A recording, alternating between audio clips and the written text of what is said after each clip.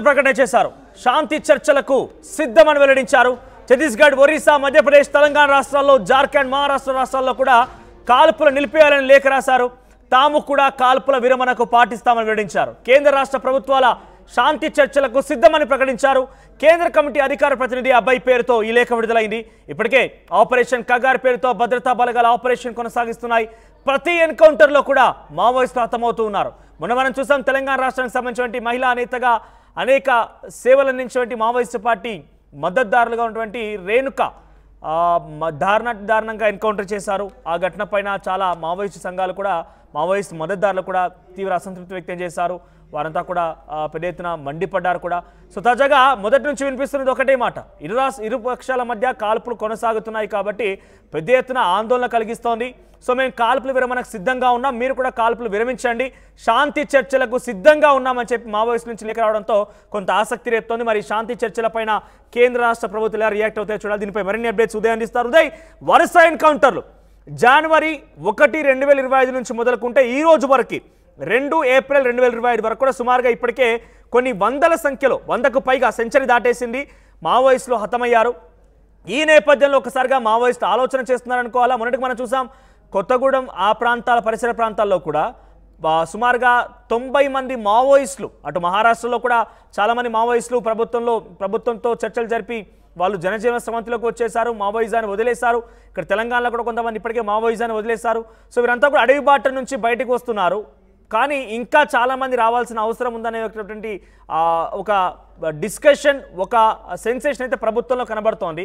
అయితే ప్రాణాలు కోల్పోతున్నాం అనేటువంటి ఆ భయంలోనే మావోయిస్టులు లేఖ రాశారనుకోవాలా?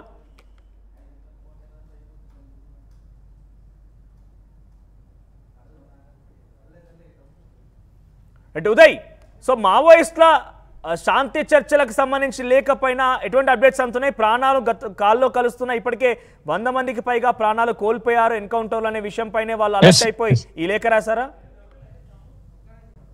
Yes Manoj, operation Prahar, operation Kagar పతాక స్థాయికి చేరుతున్న తరుణంలో సిపిఐ మావోయిస్టు పార్టీ ఒక సంచలనమైనటువంటి లేఖను విడుదల చేసింది. అధికార ప్రతినిధి అభయ్ పేరిట సిపిఐ మావోయిస్టు పార్టీ నుంచి ఒక సీరియస్ గా ఒక లేఖ అయితే ప్రస్తుతం మీడియా అయితే అందిందని చెప్పుకోవాలి. ప్రస్తుతం అభయ్ పేట ఈ లేఖ విడుదలైంది. ఈ లేఖలో కాల్పుల విరమణకు తాము సిద్ధమంటూ కూడా సిపిఐ మావోయిస్టు పార్టీ సంచలనమైనటువంటి ప్రకటన చేసింది. ఎందుకంటే మధ్య భారతంలో జరుగుతున్నటువంటి మారణ హోమం పట్ల అటు దేశవ్యాప్తంగా విస్తృతమైనటువంటి చర్చ జరుగుతుంది. ఇప్పటికే సిపిఐ మావోయిస్టు పార్టీకి చాలా తీవ్రమైనటువంటి నష్టం వాటిల్లింది. కేంద్ర కమిటీ సభ్యులు కూడా ఇటీవల అనేక ఎన్కౌంటర్ ఆపరేషన్ లో ఆ పార్టీ కోల్పోతుంది. సుమారు 15 నెలల్లో 400 మందికి పైగా కార్యకర్తలను కావచ్చు, శ్రేణులను, పిఎల్జీఏ సభ్యులను ఆ పార్టీ కోల్పోయినట్లు ఇటీవల విడుదల చేసినటువంటి లేఖలో అయితే మావోయిస్టు పార్టీ చాలా స్పష్టంగా పేర్కొంది. అయితే ఒక శాంతి చర్చలను ఏర్పాటు చేయాల్సినటువంటి సమయం ఆసన్నమైనట్టు కూడా సిపిఐ మావోయిస్టు పార్టీ అభిప్రాయపడుతున్నట్లు ఆ లేఖలో స్పష్టంగా ఒక అభిప్రాయం అయితే వ్యక్తమవుతుంది. గతంలో ఎన్నడూ లేని విధంగా ఇటువంటి లేఖను సిపిఐ మావోయిస్టు పార్టీ విడుదల చేయడం వెనుక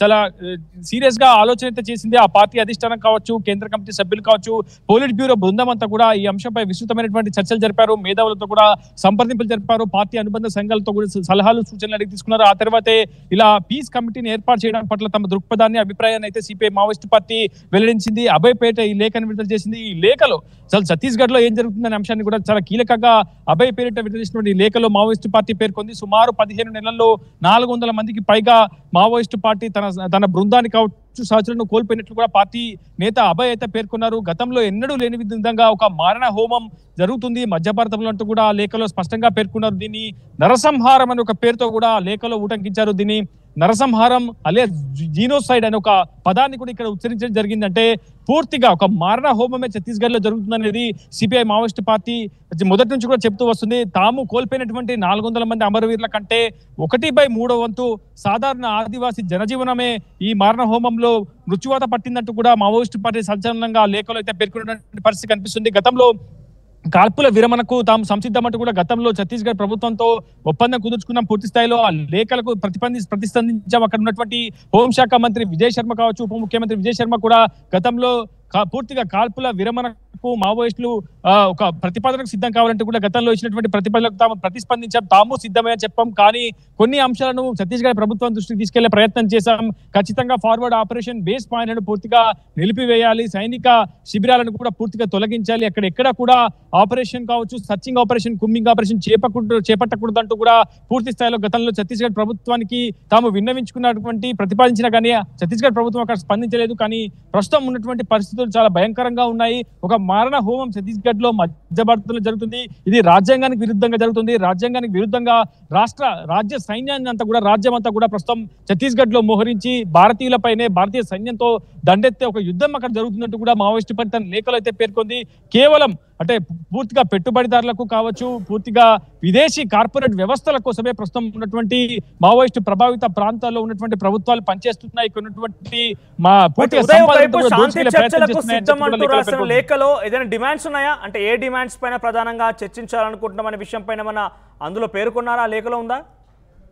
స్పష్టంగా వాళ్ళు శాంతి చర్చలకు తాము సిద్ధము, కాల్పుల విరమణకు కూడా తాము సిద్ధమనే ఒక అభిప్రాయాన్ని అయితే వ్యక్తం చేశారు. ఇది చాలా కీలకమైనటువంటి అంశంగా పరిగణించాల్సి ఉంటుంది. ఎందుకంటే 2026 మార్చి 31 కల్లా దేశంలో అంతర్గత శక్తులను లేకుండా తుడిచిపెట్టి వేస్తామని చెప్పి ఇప్పటికే కేంద్ర హోంమంత్రి అమిత్ షాతో పాటు కేంద్ర ప్రభుత్వం స్పష్టంగా తన విధానాలకు ముందుకు తీసుకెళ్లే ప్రయత్నం చేస్తుంది. ప్రతి 3 నెలలకు ఒకసారి కేంద్ర హోంమంత్రి అమిత్ షా కూడా మావోయిస్టు ప్రభావిత ప్రాంతాలపై రివ్యూ కూడా నిర్వహిస్తున్నారు. అక్కడ యాంటీ నక్సల్స్ ఆపరేషన్స్ ఏ విధంగా జరుగుతున్న అంశంపై ఎప్పటికప్పుడు ఆరా తీస్తున్నారు.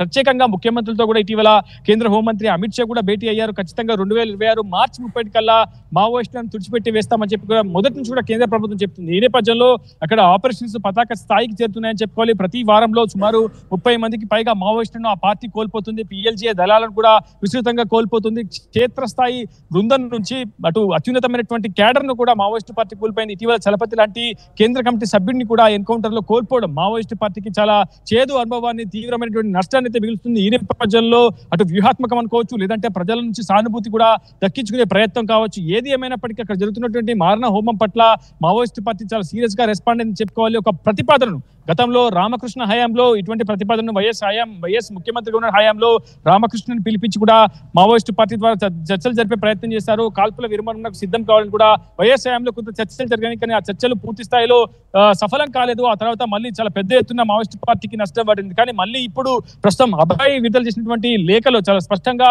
మావోయిస్టు పార్టీ తన విధి విధానాలను పేర్కొంది. ఖచ్చితంగా అటు మధ్య భారతమైనటువంటి ఛత్తీస్గఢ్ రాష్ట్రంలో ఏర్పాటు చేసినటువంటి సైనిక శిబిరాలన్నింటినీ కూడా తొలగించి వేయాలి. సర్చింగ్ ఆపరేషన్, కూంబింగ్ ఆపరేషన్ తక్షణమే నిలిపివేయాలి.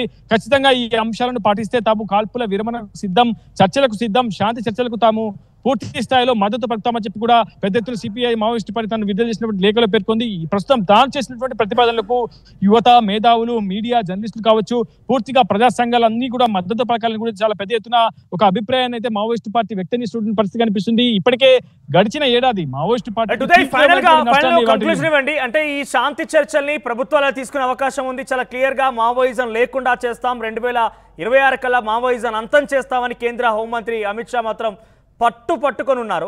ఎట్టి పరిస్థితుల్లో కూడా దాన్ని ఫుల్ఫిల్ చేసుకునేటువంటి అవకాశం కనబడుతోంది. చాలా వరుసగా ఎన్కౌంటర్లు చోటు చేసుకుంటున్నాయి. సో ఈ వరుస ఎన్కౌంటర్ల నేపథ్యంలో కొంత మావోయిస్టు కూడా అలర్ట్ అయిపోయి ఇప్పుడు శాంతి చర్చలకు సిద్ధమయ్యారు.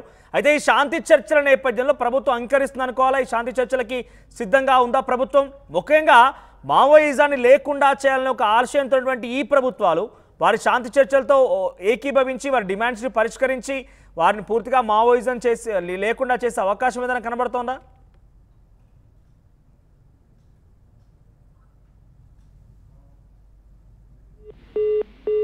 రైట్ ఉదయ్, ఓవరాల్గా మావోయిస్ట్ నేత అభయ్ పేరుతో ఒక లేఖ విడుదలైంది. శాంతి చర్చలకు సిద్ధంగా ఉన్నాం, కాల్పుల విరమణకు సిద్ధంగా ఉన్నాం, మీరు కూడా కాల్పులు విరమించండి, కేంద్ర రాష్ట్ర ప్రభుత్వాలతో శాంతి చర్చలకు మేము సిద్ధంగా ఉన్నామంటూ లేఖ విడుదలైంది. మరి శాంతి చర్చల్ని కేంద్ర రాష్ట్ర ప్రభుత్వాలు ఎలా తీసుకుంటాయో చూడాలి. మరిన్ని అప్డేట్స్ మా ప్రతినిధి ఆదిలాబాద్ నుంచి రవినాయక్ అందిస్తారు. రవినాయక్, సో ఈ లేఖ సంచలనంగా మారింది. ఇప్పుడు శాంతి చర్చలకు సిద్ధంగా ఉన్నామంటూ లేఖలో పొందుపరిచారు. సో శాంతి చర్చలకి ఏ మేర వాళ్ళ కోరికని ఇటు కేంద్ర రాష్ట్ర ప్రభుత్వం ఎలా తీసుకోవచ్చు?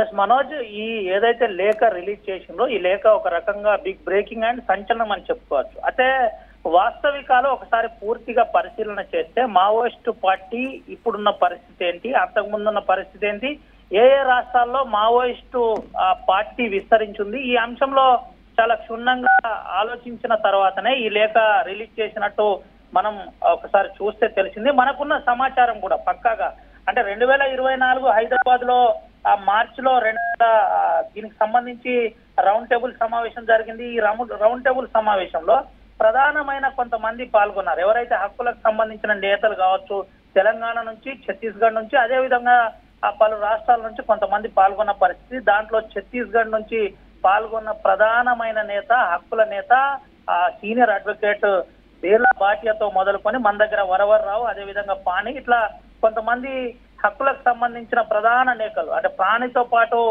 చంద్రశేఖర్, ఇలా పలువురు రౌండ్ టేబుల్ సమావేశంలో పాల్గొన్నారు. ఈ రౌండ్ టేబుల్ సమావేశంలో ప్రధాన చర్చ జరిగింది. ఆ చర్చ ఏంటి? మావోయిస్టు పార్టీ చర్చలకు, శాంతి చర్చలకు సిద్ధం కావాలని మొదటి ప్రతిపాదన చేశారు. ఈ మొదటి ప్రతిపాదన చేసిన అనంతరం మావోయిస్టు పార్టీ ఇప్పటి వరకు స్పందించలేదు. అయితే ఈ రోజు లేఖ రిలీజ్ చేసింది. లేఖలో ప్రధాన అంశాలు కొంత చెప్పే ప్రయత్నం చేసింది. దాని గురించి ఆర్టీవీ ఎక్స్క్లూజివ్ గా కొన్ని విషయాలు చెప్పే ప్రయత్నం చేద్దాం. అయితే గతంలో మార్చి 2024లో ప్రధానంగా అంటే 2024లో ఉప ముఖ్యమంత్రి, అదేవిధంగా హోంమంత్రి విజయ్ శర్మ కొన్ని ప్రకటనలు చేశారు. మావోయిస్టు పార్టీ ఛత్తీస్గఢ్ రాష్ట్రంలో చర్చలకు సిద్ధం కావాలి, మీ వాస్తవికాలు, మీ డిమాండ్స్ ఏమున్నాయో చర్చల ద్వారా మనం పరిష్కరించుకుందాం, కలిసి మాట్లాడదాం, దీనిపై చర్చలకు మీరు సిద్ధం కావాలని చెప్పగానే దీనికి సంబంధించిన అంశంలో Maoist party Dandakaranya special zonal committee Vikalp పేరుతో తను చర్చలకు మేము సిద్ధం, కానీ చర్చలకు సిద్ధమయ్యే ముందు కొన్ని ప్రతిపాదనలు చేస్తున్నాం, అది మీరు ఒప్పుకోవాలని చెప్పిన పరిస్థితి. దాంట్లో ప్రధానమైన కొన్ని అంశాలు, ఆ అంశాలు ఏంటి? ఏదైతే ఆ మధ్య భారతంలో ఇటీవల కాలంలో పెట్టిన కొత్త క్యాంపులు ఏదైనా అవి ఎత్తివేయాలి, క్యాంపులు ఏర్పాటు చేసిన వారు ఆ క్యాంపుల్లోనే ఉండి బయటికి వెళ్లకుండా చూసుకోవాలి, దాని అనంతరం చర్చలకు మేము సిద్ధమవుతామని మావోయిస్టు పార్టీ కూడా గతంలో 2024లో ప్రకటించిన పరిస్థితి. అనంతరం మళ్ళీ ఆ మావోయిస్టు పార్టీ చెప్పిన తర్వాత ఇప్పటి వరకు ఎక్కడ కూడా మళ్ళీ ప్రభుత్వం తరఫున ఎటువంటి రిప్లై రాలేదని ఈ లేఖలో ప్రధానంగా వివరించే ప్రయత్నం చేశారు. ఈ లేఖలో ప్రధాన అంశాలు కొన్ని చెప్పే ప్రయత్నం చేశారు. కగార్ పేరుతో 1/3% చనిపోతుంది ఆదివాసులు, అంటే 1/3 వంతు చనిపోతున్నది ఆదివాసులు. దాంట్లో 25% ఆదివాసీ ప్రజలు చనిపోతే దాదాపుగా 400 మంది పలు దాడుల్లో ఉన్న కమాండోలు చనిపోయారు, గెరిల్లా ఆర్మీ చనిపోయిందని ఈ లేఖలో చెప్పే ప్రయత్నం చేశారు. ఇది ఒక రకంగా జీనోసైడ్, మళ్ళీ చెబుతున్నా, ఇది ఒక రకంగా జీనోసైడ్, నరహింసగా మేము భావిస్తున్నామని పార్టీలో ప్రధానంగా చెప్పిన పరిస్థితి. అయితే ఈ రోజు రిలీజ్ అయిన లేఖలో కొన్ని ప్రధాన అంశాలు కూడా పొందుపరిచే ప్రయత్నం చేశారు. మేము ఏదో భయపడి కాదు, పలు ప్రాంతాల్లో మా పార్టీ బలంగా ఉంది, ఈ అంశం అందరికీ తెలిసిందే. ముఖ్యంగా ఛత్తీస్గఢ్ కావచ్చు, జార్ఖండ్ కావచ్చు, అదేవిధంగా తెలంగాణ నుంచి పలు ప్రాంతాల్లో కామ్రేడ్లను ప్రధానంగా ఇటు ఎన్కౌంటర్ల పేరుతో చంపేస్తున్నారు. దీన్ని మేము తీవ్రంగా ఖండిస్తున్నాం. ఇప్పటికైనా మేము ఏదైతే శాంతి చర్చల కమిటీ చెప్పినట్టుగా మేము చర్చలకు సిద్ధంగా ఉన్నాం, అంటే కేంద్ర కమిటీ స్థాయిలో మొదటిసారిగా స్పందించిందని కూడా చెప్పుకోవచ్చు. ఇలాంటి అంశాల్లో ప్రధానంగా మా సైడ్ నుంచి మేము సిద్ధంగా ఉన్నాం. శాంతి చర్చల కమిటీకి సంబంధించిన అంశంలో కూడా ఏం చెబుతారనే దాని మీద ఇప్పుడు కొంత సందిగ్ధత ఉంది. అయితే ఇదంతా కూడా అంటే మనోజ్, మనం ప్రధానంగా చెప్పదలుచుకుంది ఒకటే, అది ఏదైతే ఈ అంశం ఉందో ఈ అంశం అంతా కూడా హైదరాబాద్ కేంద్రంగా చర్చలు సంబంధించిన శాంతి చర్చల కమిటీ సంబంధించిన అంశంలో ఇదంతా జరిగిన పరిస్థితి. దీన్ని స్వాగతిస్తున్నామని కేంద్ర కమిటీ స్థాయిలో అధికార ప్రతినిధి ప్రకటించడం కూడా ఒక రకంగా ఇప్పుడు సంచలనంగా మారింది. అయితే ఇది చెబుతూ మరో విషయం కూడా చెప్పే ప్రయత్నం జరిగింది. అంటే సొంత దేశ ప్రజలపై ఒక రకంగా సైన్యాన్ని ఉపయోగించడం అంటే రాజ్యాంగ హననే అనే దాంట్లో ప్రధానంగా చెప్పే ప్రయత్నం జరిగింది. ఇదంతా కూడా ఒక రకంగా చూసుకున్నట్టయితే ఈ లేఖ ఈ రోజు సంచలనంగా మారిందని చెప్పుకోవచ్చు. వరుస ఎన్కౌంటర్లు, దట్టు తెలంగాణ రాష్ట్రానికి సంబంధించిన తెలుగు నాయకులే చనిపోవడం ఒక రకంగా సంచలనంగా మారింది. మనం రైట్ రవినాయక్, సో మావోయిస్టుల సంచలన ప్రకటన చేశారు, శాంతి చర్చలకు సిద్ధంగా ఉన్నామంటూ కూడా మాట్లాడుకొచ్చారు. సో శాంతి చర్చలకు సంబంధించి మరి కేంద్ర రాష్ట్ర ప్రభుత్వం ఎలా రియాక్ట్ అవుతాయో చూడాలి. ఇప్పటికే ఈ జనవరి 2025 నుంచి, అంటే ఈ సంవత్సరం 2025 సంవత్సరం మొదటి నుంచి కూడా ఇప్పటి వరకు సుమారుగా 100 మందికి పైగా మావోయిస్టులు హతమయ్యారు, ఎన్కౌంటర్లో దుర్మరణం పాలయ్యారు. వారందరికి సంబంధించి మనం వరుసగా చూస్తూనే ఉన్నాం. రోజుకొక దండకార్యంలో దద్దరినటువంటి ఆ వార్తలు మనం వింటూనే ఉన్నాం. ఈ నేపథ్యంలో శాంతి చర్చలకు సిద్ధంగా ఉన్నామంటూ మావోయిస్టులు ప్రకటన విడుదల చేయడంతో ఈ ప్రకటనని కేంద్ర రాష్ట్ర ప్రభుత్వం ఎలా తీసుకుంటాయో చూడాలి. మరి యాప్ వార్తల్ని